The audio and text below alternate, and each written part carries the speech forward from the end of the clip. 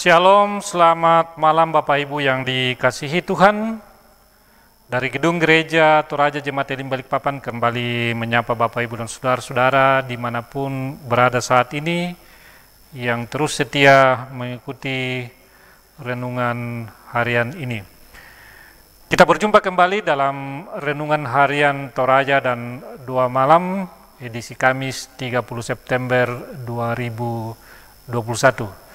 Mari siapkan hati dan pikiran kita masuk dalam hadirat Tuhan, kita memuji, memuliakan Tuhan, membaca, merenungkan firman Tuhan.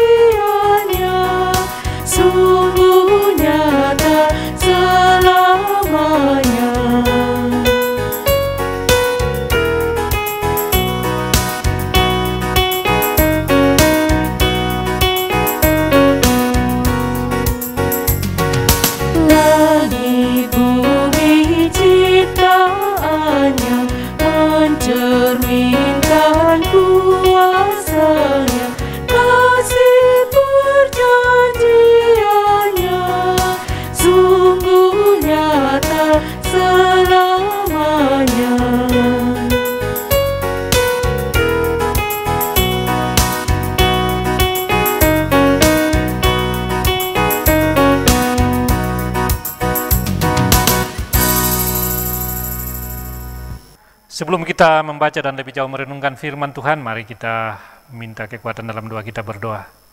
Kembali kami pilih hadirat-Mu yang Maha Kudus ya Tuhan, karena Engkau adalah Allah yang baik, Allah yang selalu menyatakan kasih setia dalam kehidupan kami. Kalau hari ini kami masih ada sebagaimana adanya saat ini, kami mengamini bahwa itu boleh terjadi karena perkenan dan kasih Tuhan. Menandai ungkapan syukur buat banyak hal yang Tuhan izinkan berlaku dalam hidup kami, dalam keluarga kami, dalam persekutuan kami. Kami rindu untuk membaca dan merenungkan firman-Mu. Karena itu Tuhan, kiranya Engkau memperlengkapi masing-masing kami, membuka hati kami, sehingga hati kami dikuasai oleh Roh Kudus-Mu ya Tuhan, sehingga ketika kami boleh membaca dan merenungkan firman-Mu, firman itu boleh mengambil bagian dalam hati kami untuk kami pakai dalam perjalanan kehidupan kami selanjutnya. Hamba-Mu yang akan membawakannya Tuhan, kiranya Engkau sendiri yang berkata-kata melalui hamba-Mu. Inilah kami anak-anak-Mu telah siap, berfirmanlah Tuhan, dalam Kristus Yesus kami berdoa kepada Bapa di surga. Haleluya. Amin. Pembacaan firman Tuhan yang akan kita baca dan kita renungkan pada malam ini terpilih dari Galatia 3 ayat 15 sampai ayat 29. Galatia 3 ayat 15 sampai ayat yang ke-29 di bawah judul hidup hukum Taurat atau janji. Saudara-saudara, baiklah kupergunakan suatu contoh dari hidup sehari-hari, suatu wasiat yang telah disahkan sekalipun ia dari manusia tidak dapat dibatalkan atau ditambahi oleh seorang pun. Adapun kepada Abraham diucapkan segala janji itu dan kepada keturunannya. Tidak dikatakan kepada keturunan-keturunannya, seolah-olah dimaksud banyak orang, tetapi hanya satu orang, dan kepada keturunanmu, yaitu Kristus. Maksudnya ialah janji yang sebelumnya telah disahkan Allah tidak dapat dibatalkan oleh hukum Taurat yang baru terbit 430 tahun kemudian, sehingga janji itu hilang kekuatannya. Sebab jikalau apa yang ditentukan Allah berasal dari hukum Taurat, ia tidak berasal dari janji. Tetapi justru oleh janjilah Allah telah menganugerahkan kasih karunia-Nya kepada Abraham. Kalau demikian, apakah maksud hukum Taurat? Ia ditambahkan oleh karena pelanggaran-pelanggaran sampai datang keturunan yang dimaksud oleh janji itu. Dan ia disampaikan dengan perantaraan malaikat-malaikat ke dalam tangan orang pengantara. Seorang pengantara bukan hanya mewakili satu orang saja, sedangkan Allah adalah satu. Kalau demikian, bertentangankah hukum Taurat dengan janji-janji Allah? Sekali-kali tidak. Sebab andaikan hukum Taurat diberikan sebagai sesuatu yang dapat menghidupkan, maka memang kebenaran berasal dari hukum Taurat.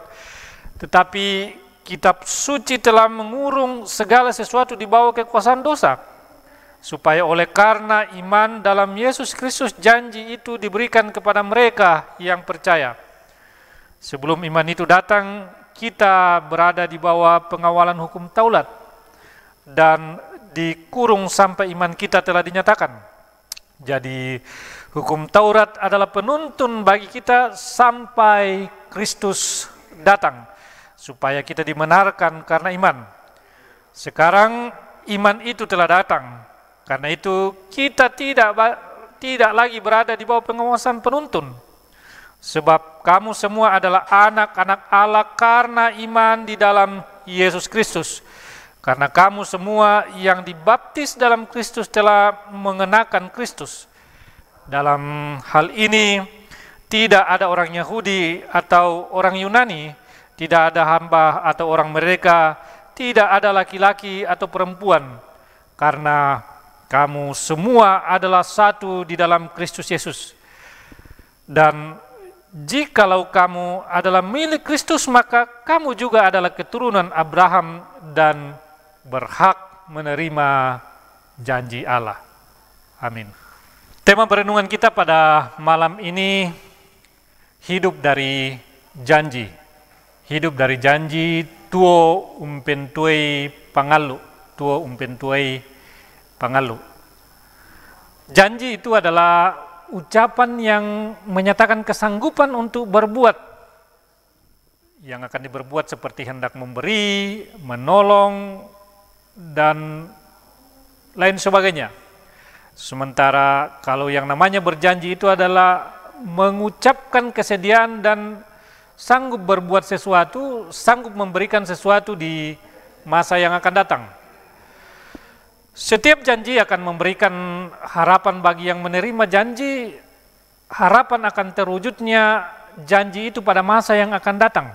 Namun di balik janji biasanya ada syarat yang harus dipenuhi oleh yang menerima janji. Seorang yang menerima janji itu mesti juga memenuhi syarat-syarat itu, dengan kata lain mengikatkan diri dalam janji itu. Bapak Ibu dan saudara-saudara, faktanya bahwa tidak semua janji itu terpenuhi. Karena itu pula tidak semua yang memberi janji memberikan harapan yang pasti. Karena itu pula ada beberapa orang yang meskipun menerima janji masih meragukan janji itu. Seberapa seseorang percaya atas sebuah janji juga sangat tergantung pada reputasi yang memberi janji. Dan reputasi pemberi janji itu akan terlihat dari perjalanan kehidupan sebelumnya dari pemberi janji itu. Apakah sebelumnya pemberi janji itu senantiasa menepati janjinya atau tidak?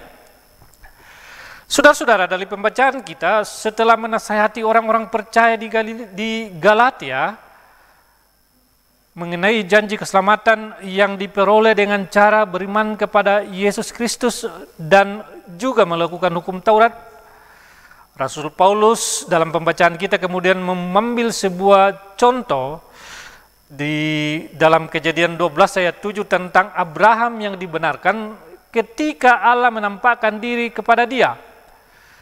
Ia berjanji tentang keturunannya. Allah dalam hal ini berjanji tentang keturunan dari Abraham, dan saat itu jugalah Abraham percaya kepada Allah. Karena itulah Allah memperhitungkan hal itu kepadanya sebagai kebenaran, yang berarti bahwa iman Abraham melekat kepada firman dan janji Allah.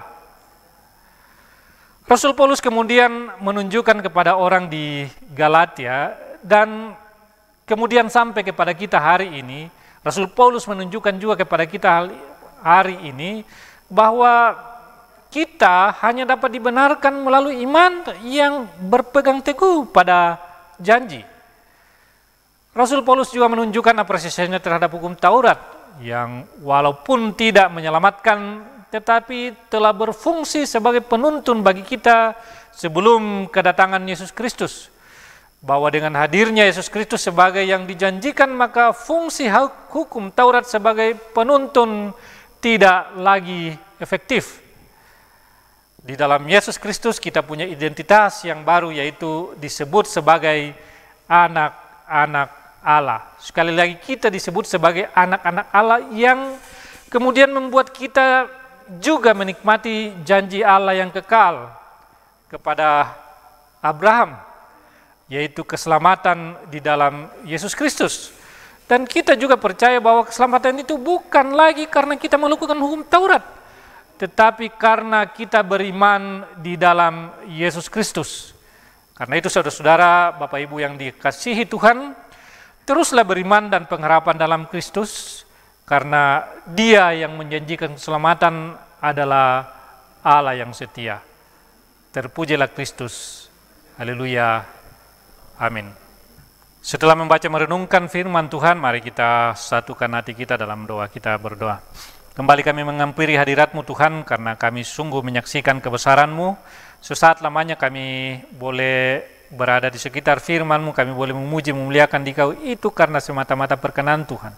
Terima kasih Bapa bahwa kami adalah anak-anak terjanji. Dan karena itu kiranya Tuhan menguatkan kami untuk terus beriman dan kami hidup dalam janji. Karena sungguh percaya bahwa Allah yang menjanjikan keselamatan kepada kami dalam Kristus Yesus adalah Allah yang baik. Terima kasih Bapa bahwa lewat janji-Mu kami bukan lagi hamba tetapi anak-anak Allah dan menjadi bagian dari perarakan menuju keselamatan. Kiranya Tuhan menguatkan kami dalam perjalanan kehidupan kami selanjutnya, sehingga tantangan apapun yang kami hadapi, kami akan kuat menghadapinya karena kami percaya Allah telah merancangkan rancangan yang baik kepada kami, rancangan sukacita. Terima kasih Bapa buat malam ini kami berdoa buat persekutuan kami.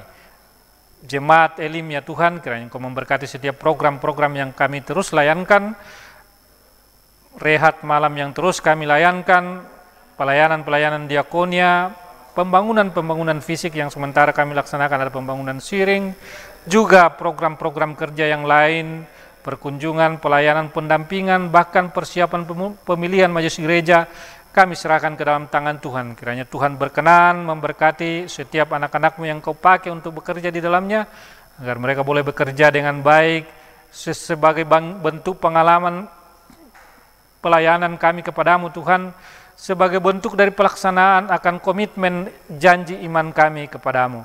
Kami berdoa Tuhan buat saudara-saudara kami yang hari ini berulang tahun. Kami bersyukur bersama dengan Bapak Frans Tangkudung Ulur, Ibu Serti Lebang, Federica Dewi, Ibu Sebgi Windalintin, Gafarel Putra Soba. Demikian juga dengan saudara-saudara kami yang berulang tahun pernikahan, Bapak T. Judianto Tana dan Ibu Foni Malisa, Bapak Martinus Tulak Bamba dan Ibu Ludia Mangalik. Bersama mereka kami Tuhan, kami mengucap syukur, berterima kasih kepadamu bahwa pertambahan usia yang Tuhan karuniakan kepada mereka adalah karena perkenan Tuhan. Tuhan yang mengasihi mereka, Tuhan yang memberkati mereka. Demikian juga usia perkawinan yang boleh mereka nikmati. Terus Engkau memberkati anak-anak-Mu sehingga mereka terus bertumbuh dalam iman dan pengharapan seiring dengan pertambahan waktu. Kami berdoa buat saudara-saudara kami yang sedang berada dalam kelemahan tubuh. Engkau kiranya menilik mereka masing-masing, kuatkan iman mereka, agar mereka tidak berputus asa, melainkan senantiasa berserah kepada Tuhan, memohon kesembuhan hanya daripadamu, sambil terus berusaha dalam pengobatan-pengobatan yang mereka jalani. Berdoa Tuhan buat kondisi persekutuan kami, kondisi bangsa dan negara kami, kondisi kota kami. Kami masih terus berada dalam pandemi Tuhan, tapi kami percaya Tuhan akan menguatkan kami menjalaninya itu. Berkati anak-anak-Mu yang sedang terbaring karena terkena oleh virus corona Tuhan. Biarlah juga mereka tidak berputus asa, tetapi terus berpengharapan kepadamu. Kami berdoa buat rencana sidang sinodema yang akan dilaksanakan tanggal sampai 22 Oktober di Tanah Toraja. Engkau berkati hamba-hambamu yang akan berkumpul membicarakan pelayanan ya Tuhan. Biarlah hanya hormat dan kemuliaan nama Tuhan yang terpancar dari persekutuan, dari persidangan itu. Sehingga mereka mulai menghasilkan keputusan-keputusan terbaik demi hormat dan kemuliaan nama-Mu. Kami berdoa buat pemimpin kami. Mulai dari presiden sampai kepada pembantu-pembantunya, sampai kepada pemerintah kota kami, bahkan pemerintah di sekitar kami RT RW ya Tuhan. Kiranya Tuhan mengasihi mereka, memberikan kebijaksanaan kepada mereka sehingga mereka boleh memerintah kami dengan baik di negeri yang Tuhan karuniakan kepada kami. Terima kasih Tuhan. Ampuni segala dosa kami. Doa ungkapan syukur ini permohonan kami bawa dalam Kristus Yesus, Tuhan dan Juru Selamat yang telah mengajar kami berdoa bersama-sama. Bapa kami yang di surga, dikuduskanlah nama-Mu, datanglah kerajaan-Mu, jadilah kehendak-Mu di bumi seperti surga. Berikanlah kami pada hari ini makanan kami yang secukupnya, dan ampunilah kami akan kesalahan kami, seperti kami juga ampuni orang yang bersalah kepada kami. Dan janganlah membawa kami ke dalam pencobaan, tetapi lepaskanlah kami daripada yang jahat. Karena Engkau yang punya kerajaan dan kuasa dan kemuliaan sampai selama-lamanya. Amin.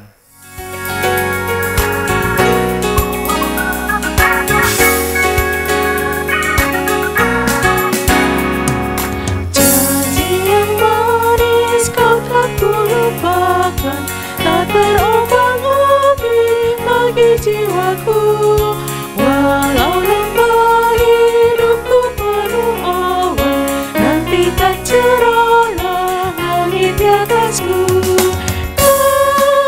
Tidakkan aku lupakan, aku memimpimu, aku memimpimu. Tidakkan aku lupakan, aku penolongmu. Yakinlah teguh,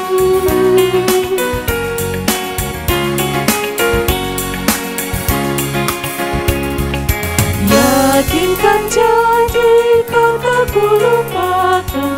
Dengan sukacita aku jalan terus, dunia dan kawan dan aku harapkan satu yang setia, Yesus penebus. Tidakkan aku lupakan, aku memimpimu, aku memimpimu. Tidakkan aku lupakan, aku penolongmu. Yakinlah teguh.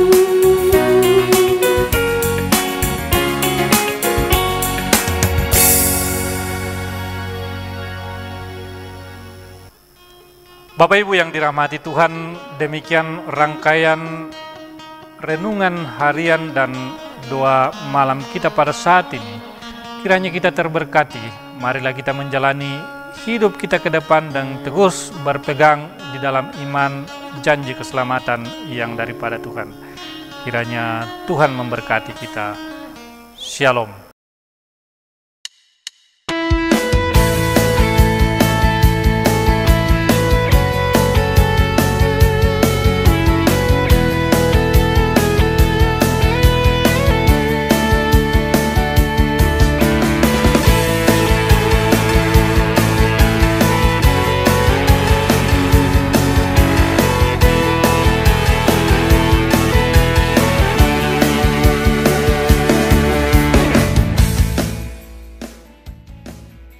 Shalom Bapak Ibu dan Saudara-saudara yang kami kasihi dalam nama Tuhan Yesus Kristus dimanapun Anda berada. Kami dari tim pemilihan penatua dan diaken Gereja Toraja Jemaat Elim Balikpapan periode 2021 sampai dengan 2024 akan menyampaikan sosialisasi tentang mekanisme dan pemilihan penatua dan diaken. Selamat menyaksikan. Jadwal serta tahapan pemilihan penatua dan diaken. Tanggal 19 September sampai dengan 2 Oktober 2021, sosialisasi pemilihan penatua dan diaken. Tanggal 3 Oktober sampai dengan 8 Oktober 2021, pengajuan dan penjaringan bakal calon dari kelompok-kelompok. Tanggal 10 Oktober, seleksi dan penetapan calon sementara penatua dan diaken. Tanggal 17 dan 24 Oktober, pengumuman dan sosialisasi nama calon sementara. Tanggal 25 sampai dengan 29 Oktober, pengajuan dan pembahasan surat keberatan. Tanggal 31 Oktober dan 7 November, pengumuman nama calon tetap penatua dan diaken.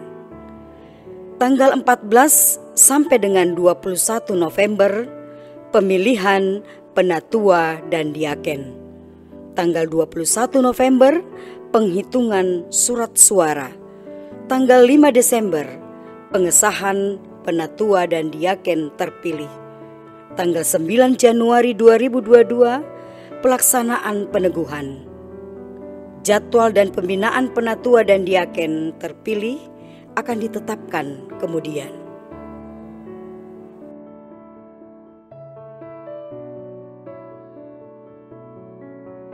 Kriteria 1. Anggota SIDI yang tidak sedang menjalani penggembalaan khusus.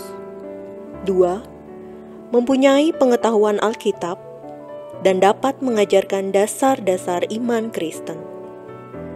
3. Mempunyai nama baik di dalam dan di luar jemaat. Seperti tertulis 1 Timotius pasal 3 ayat 1 sampai 13. 4. Memahami, menghayati dan memegang teguh pengakuan gereja Toraja dan tata gereja Toraja. 5. Memahami tugas dan fungsi penatua atau diaken. 6. Mempunyai waktu yang cukup untuk melayani dan komitmen pelayanan yang sungguh-sungguh. 7. Suami atau istri adalah seiman. 8. Telah terdaftar sebagai anggota gereja Toraja Jemaat Elim Balikpapan dan berdomisili di kota Balikpapan sekurang-kurangnya 1 tahun. 9. Penatua atau diaken yang telah terpilih berturut-turut 2 periode terakhir tidak dapat dicalonkan kembali.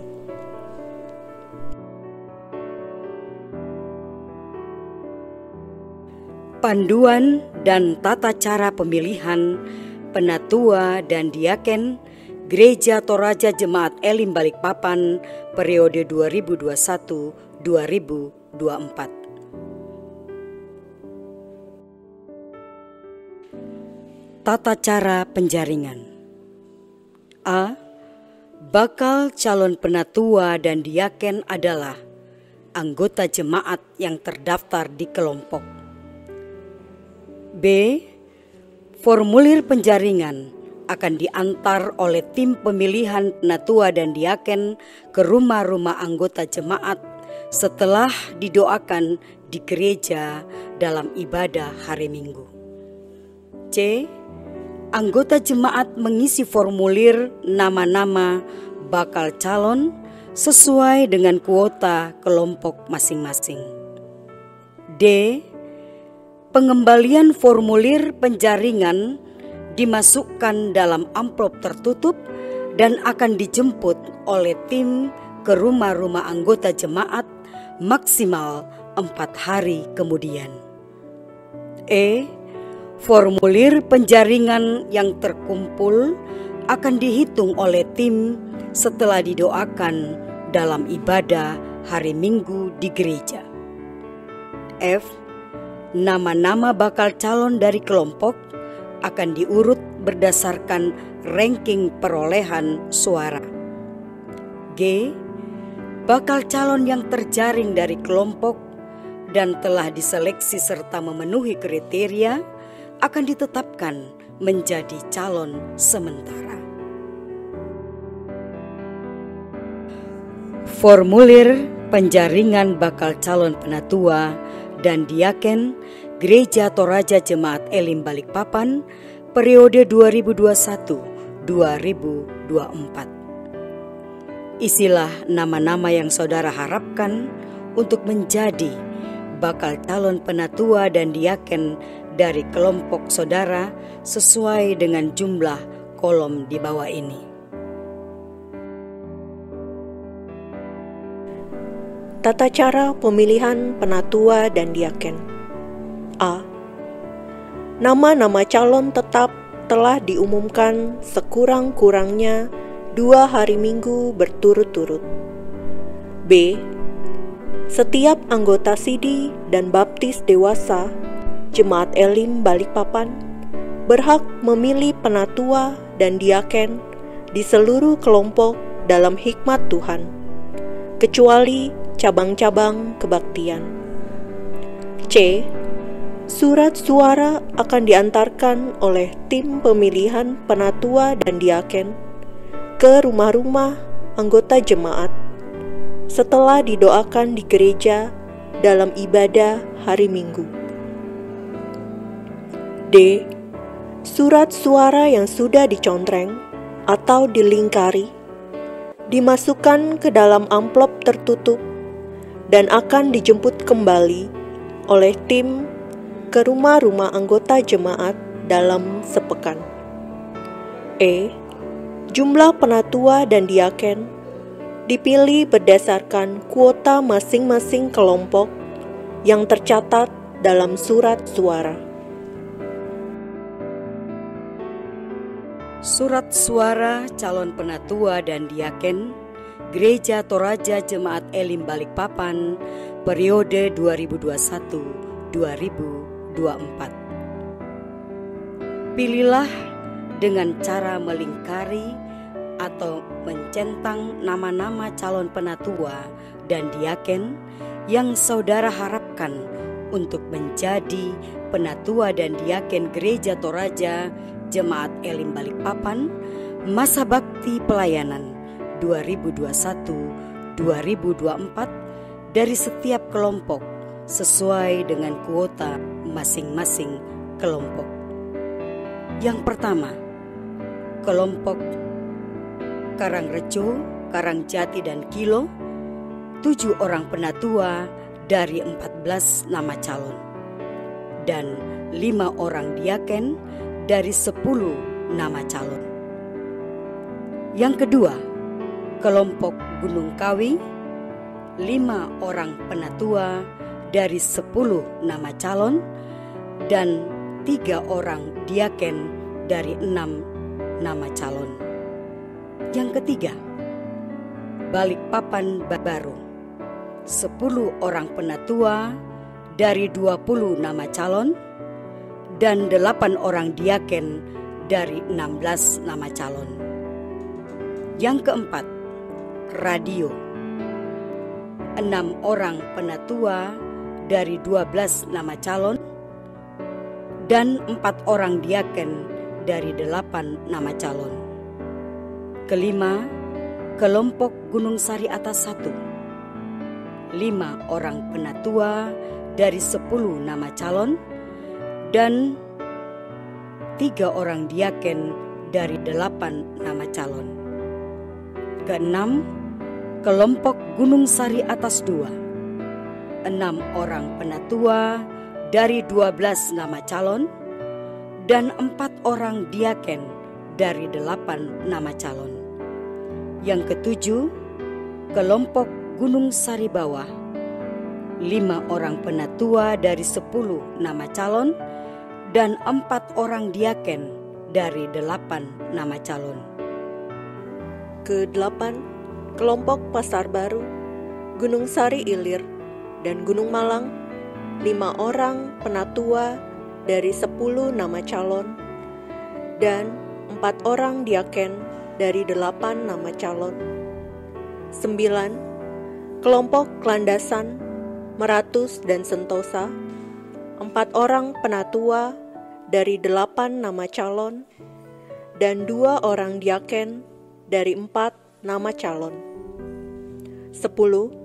Kelompok Prapatan, 5 orang penatua dari 10 nama calon dan 3 diaken dari 6 nama calon.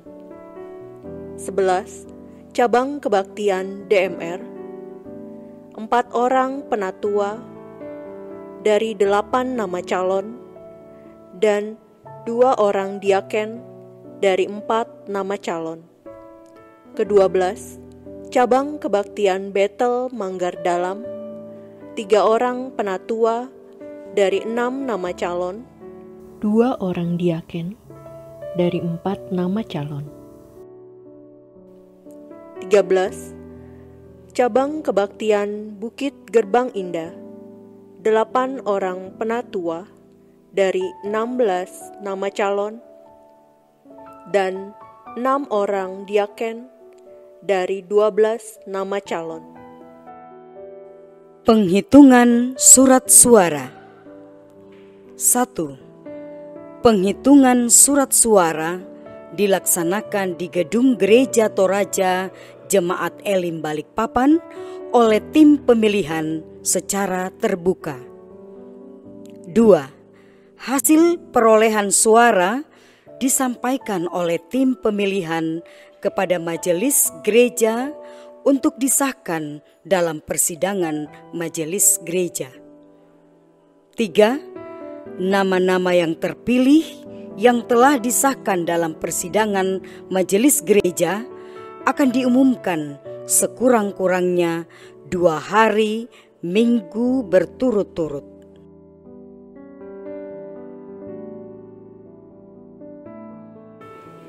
Pembinaan dan peneguhan. 1. Penatua dan diaken terpilih akan melalui pembinaan yang dijadwalkan tersendiri.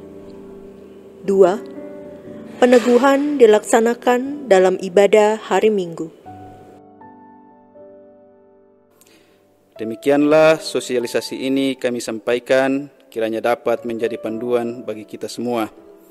Atas nama tim pemilihan penatua dan diaken Gereja Toraja Jemaat Elim Balikpapan periode 2021-2024 mengucapkan terima kasih.